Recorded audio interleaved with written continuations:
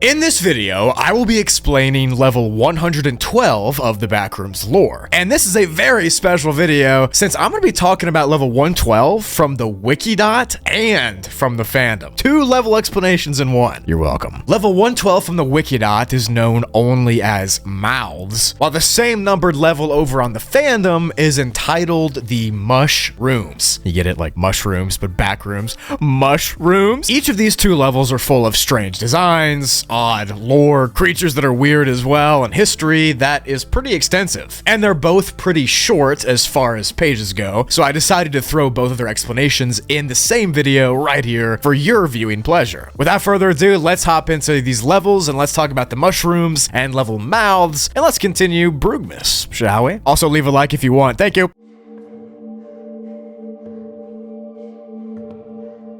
Level 112 from the wiki is named Mouths, and the entire page is literally 3 sentences long. I'm not even joking, that's all it is. But as far as I can tell, the level takes place inside of a huge room. The room is not infinite, but it is much larger than a normal room would be, and it's estimated to be about 800 meters by 800 meters. But the materials that this structure is made of are what makes it strange. For example, the walls are just regular drywall, but the floor is made out of some sort of organic plant material, similar to what you'd see inside of a Venus flytrap. I don't know how this connects, but literally the floor is a Venus flytrap, truly. Throughout the large room, a thick fog is constantly hanging in the air. This makes it really hard to see just a few feet in front of you, which makes it even harder to see the things that hide in the level. But the entirety of this expanse is confined to this 800 meter by 800 meter building, and literally the only things you're gonna run into that are structures are the entities that live here, known as the thinkers. Now, I think this page on the wiki is outdated because it says it's being rewritten as we speak, but the thinkers themselves look to be entities that are in the shape of human brains. Around their brain and body are these tentacles that kind of collect down and draw into this brainstem shape, and they use this brainstem to walk around on. Apparently there are less than 50 thinkers total, and most of them, if not all of them, have been seen on level 112, which that would mean this is one of the rarest entities in all of the lore, maybe the rarest entity in all of the lore, but I don't know. Thinkers are quite aggressive in their behavior towards wanderers. If they see you, they'll fling their brain tentacles towards your direction and try to hurl themselves your way in order to consume you. Now, the brains themselves are just normal human-sized brains. They're not massive or anything, but they do move around kind of like jellyfish floating through the air. They have no organs, no senses, no mouth, nose, eyes, or really anything of note, but somehow they're keen hunters, and they're known to be a threat to humanity. And for some reason, they only live in level 112. Now, as far as I can tell, as I mentioned, this is an outdated level. It's being rewritten, and I think that's pretty good because there's not really any lore about the place. The design's kind of strange, and nothing's really fleshed out, but if a new level 112 from the wiki comes out, I'll probably make a video on it. But to enter this strange level, there's literally not a listed way. You can't enter. And to exit, you have to stay inside of its confines for an unknown amount of time in order to trigger some kind of teleportation process that will send you to the end level. But this is one of those places that makes no sense, and honestly, it really makes 0 sense. I can't lie. None of it makes any. Why is the floor a Venus flytrap? That has nothing to do with the level. But anyways, let's move on to the next level 112. This is the fandom's version of the same level to see which one you like better.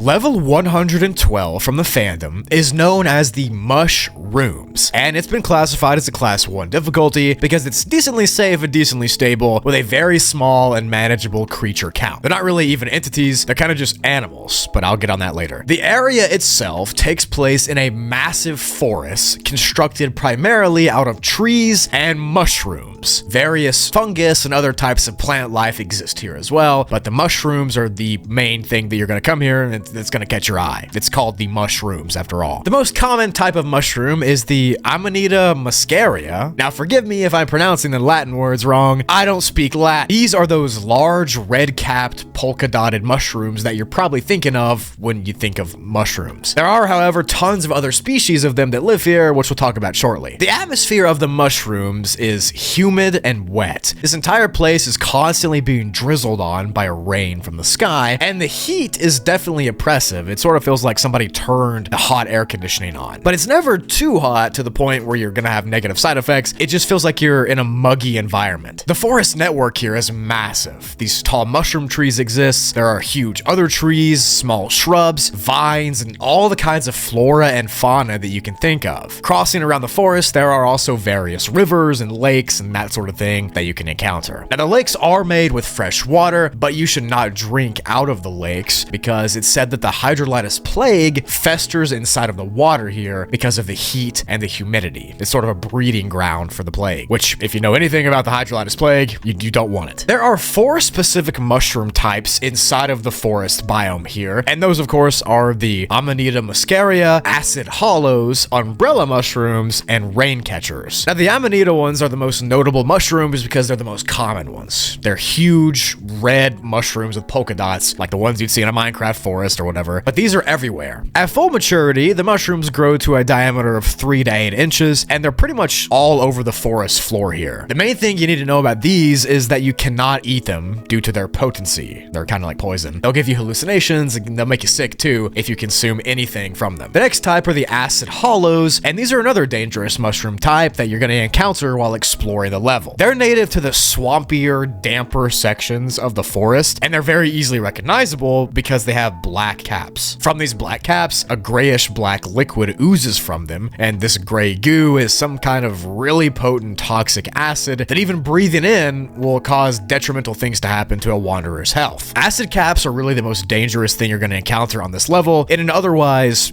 fantastical fairyland-like forest, these are the things you need to avoid. Now, next up is the first edible type of mushroom that are here. These are the umbrella mushrooms. They look to be gray and bulbous with bumpy ridges across their caps, and not only are they edible, they're extremely beneficial in multiple ways. Eating an umbrella cap mushroom can give the consumer heightened senses, improved vision, pain reduction, and overall improvements in your body's design. They're also one of the largest mushrooms here, and they can grow to have their bulbs reach a few meters in diameter. This is important because you can actually sleep and camp out underneath of a capped mushroom like this to shield you from the elements. So if you see a big umbrella mushroom, you're pretty much saved. The last type is the rain catcher variety of mushrooms, and these are also very important because this is where you can get your only drinking water source in the entire forest. Remember I said the lakes and the streams, they have the risk of having the plague inside of them, but the rain catcher bulb mushrooms, they kind of shape themselves upwards into the shape of a bowl, and they accumulate rain and water inside of them. And the water that lands here is safe to drink, and it's very important that you find some of these rain catcher mushrooms quickly so you don't die of dehydration. But those are most of the mushrooms that you're going to encounter while walking through this forest. There are other types that are a little bit stranger and not listed, and I can just assume that there's even more that people haven't even discovered yet because this level is pretty large. But now I want to talk about other things that you're going to see while you walk around here. There are a limited number of creatures that roam these mushroom forests, and those that do live here, they typically avoid human contact and are extremely skittish in nature. They really don't want to interact with us. But they resemble just regular animals from real life, like deer and bear and wolves and that sort of thing. But all of them have minor variations in their design and their construction and in their DNA as well. For instance, some of the deer have 4 eyes, and some of the birds are much bigger than their real life counterparts. There are also large mammals that have more than 4 legs, and wolves that have 4 or 5 sets of teeth, so on and so forth. Just think of real life creatures in the woods, but just more magical and fantastical. And that's what they are here. Like I said, it's really rare to encounter any of these animals, so if you do, just consider yourself lucky. They probably won't attack you though.